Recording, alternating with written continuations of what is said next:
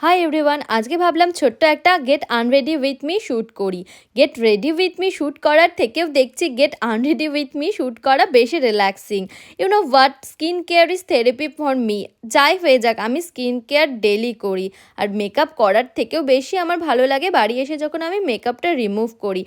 আর যে প্রোডাক্টগুলো আমি ইউজ করছি সবগুলোই আমি ডেসক্রিপশন বক্সে লিঙ্ক দিয়ে দিব, তোমরা চাইলে ওখান থেকে পারচেস করতে পারো।